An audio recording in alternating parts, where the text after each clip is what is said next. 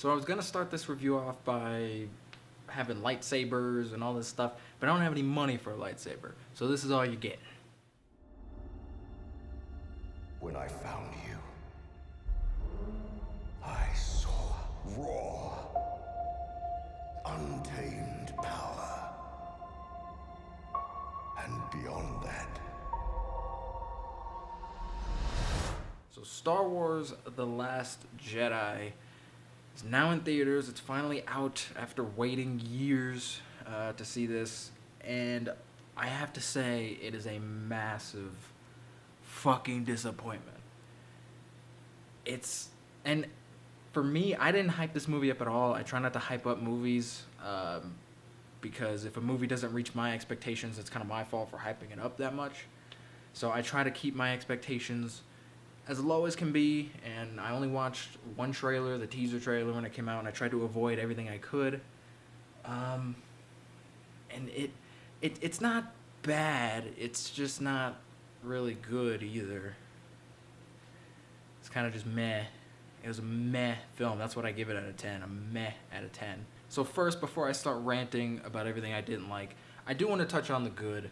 And just to be warned, this is a spoiler-filled review. So if you haven't seen Last Jedi, or if you just don't care, leave, go see it, come back, or again, stay if you don't give a fuck. So one of the first things I do like, the cast.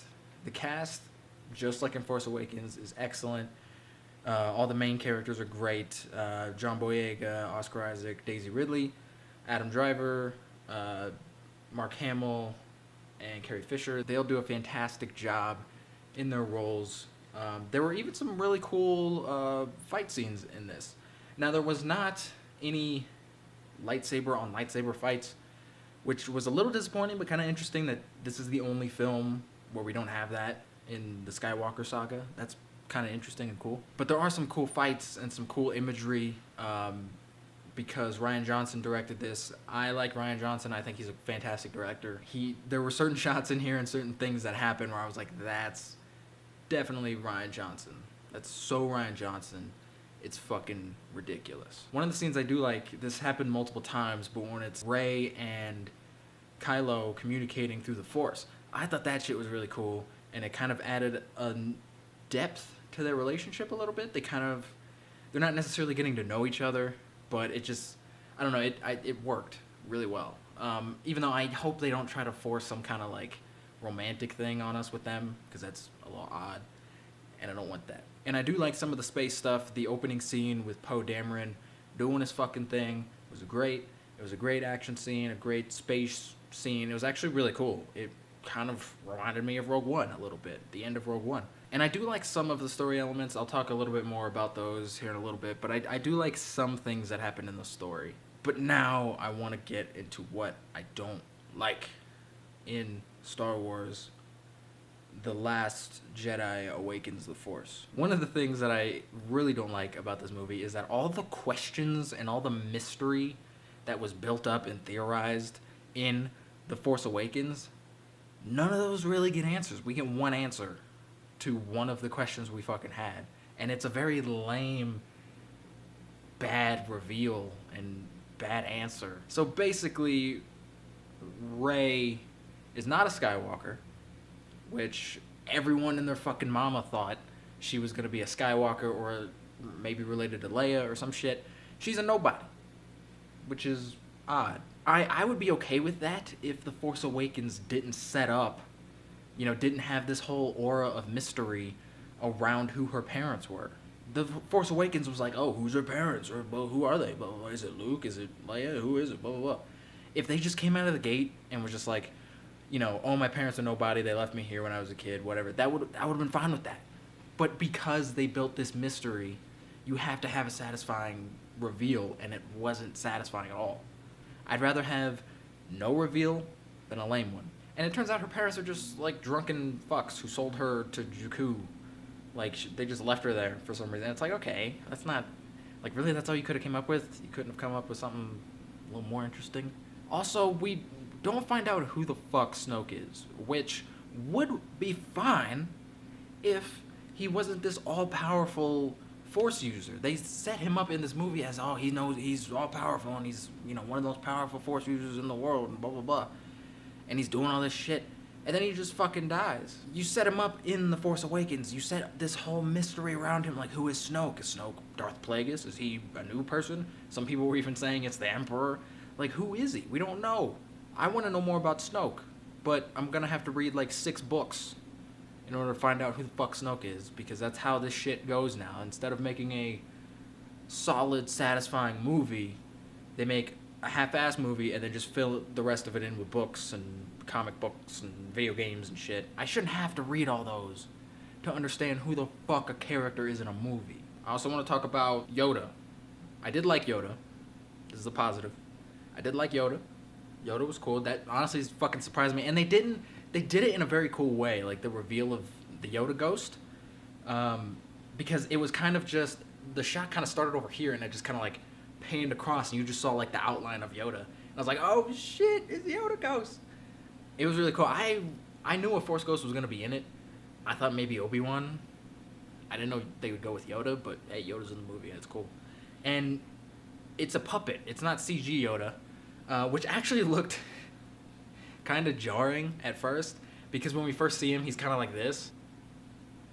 And it's just, like his face just looked weird.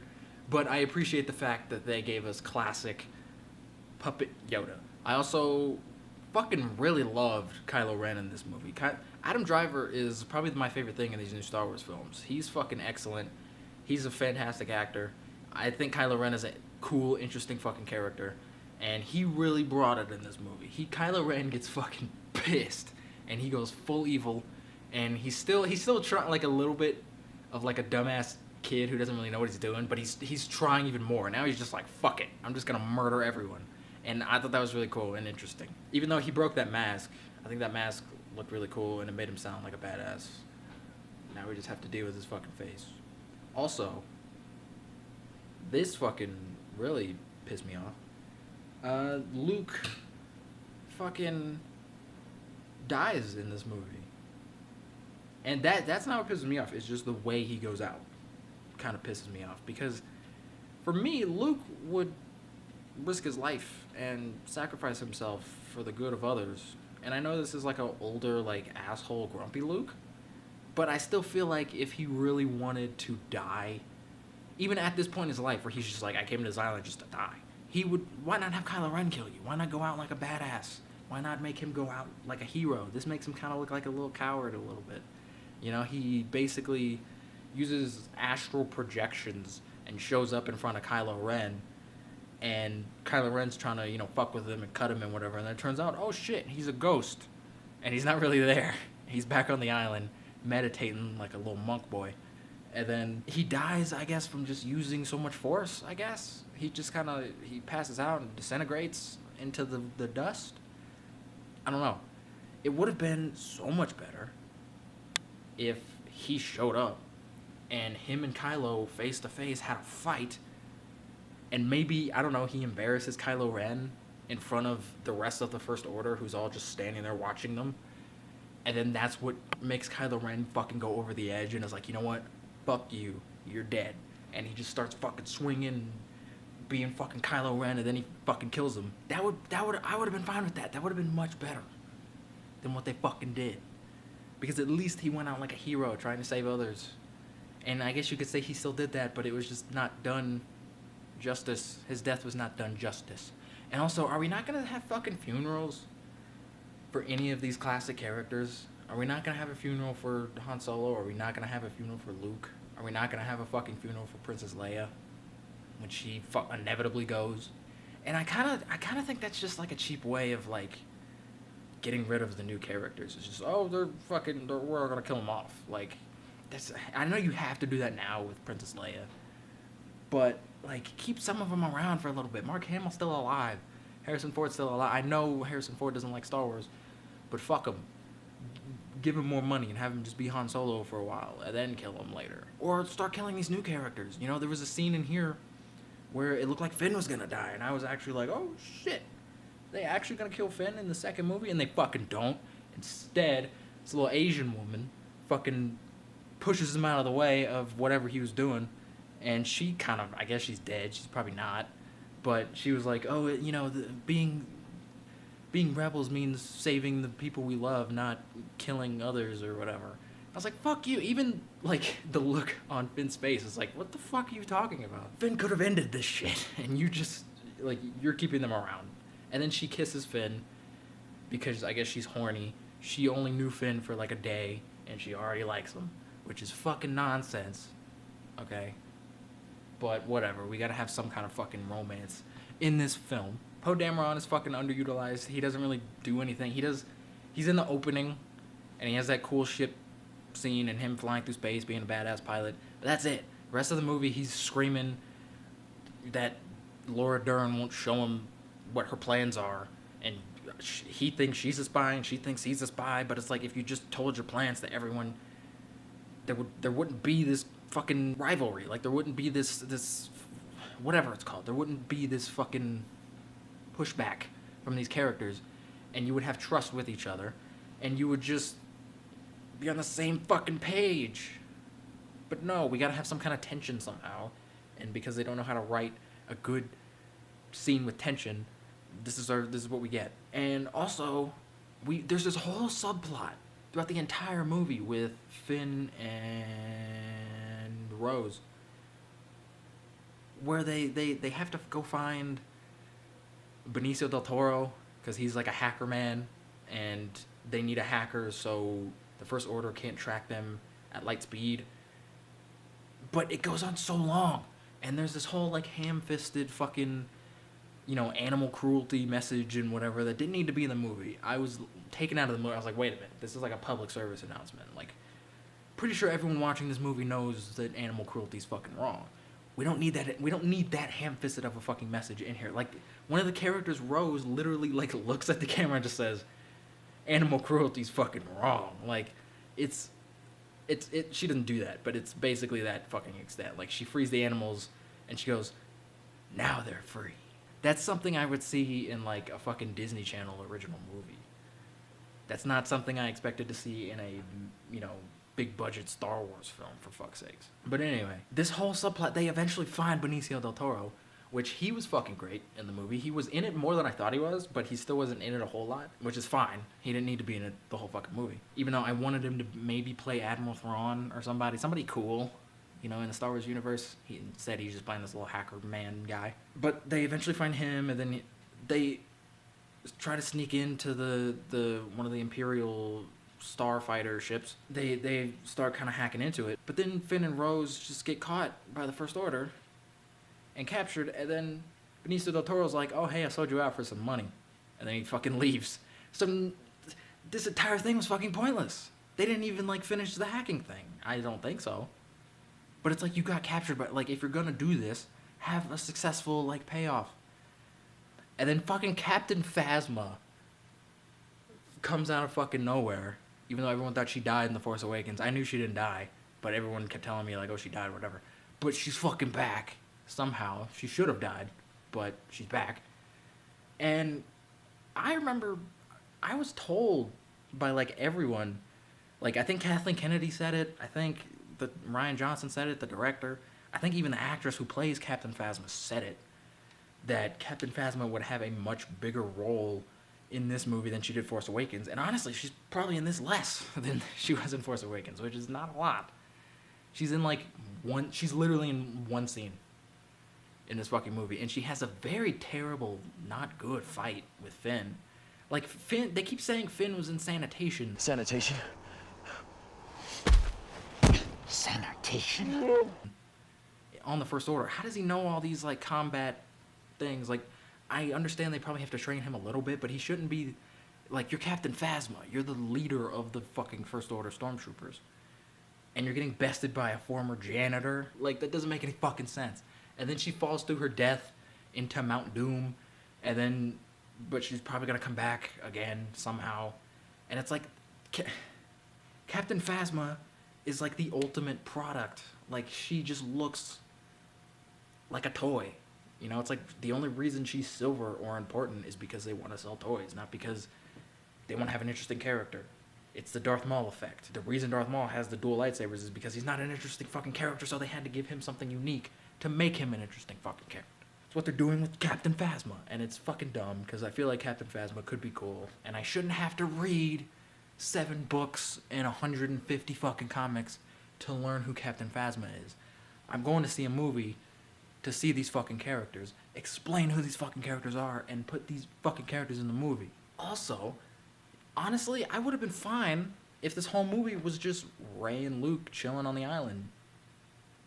We didn't need Poe and Finn and Leia, and we didn't need all these characters in here. Which also, they also said Leia would have a huge role in this. She's fucking knocked out for most of this movie. She's on like a med bay for most of it. After she's flying through space like Superman, she gets fucking... She gets knocked out and put in a fucking medical area. And she's out of commission for most of the movie. And then even when she's there in the movie, she's just giving orders like she was in the fucking Force Awakens. So all of this shit was lies. If this was just about Rey, Kylo, and Luke just on the island and Rey was communicating with Kylo and whatever, would have been a much more solid film. Just have them on the island. I would have been fine with that. Let's talk about Snoke. Fucking... You know, when Force Awakens came out, me and my friend Devin both were like, that's fucking Darth Plagueis. There's no way that can't be Darth Plagueis. It's not. It's not Darth Plagueis. They don't explain who the fuck Snoke is at all. And it's like, that could be fine, but you set him up in The Force Awakens as this big, mysterious, ultra-powerful villain who's teaching Kylo Ren the ways of the Force and all this stuff. And in here, he's even like...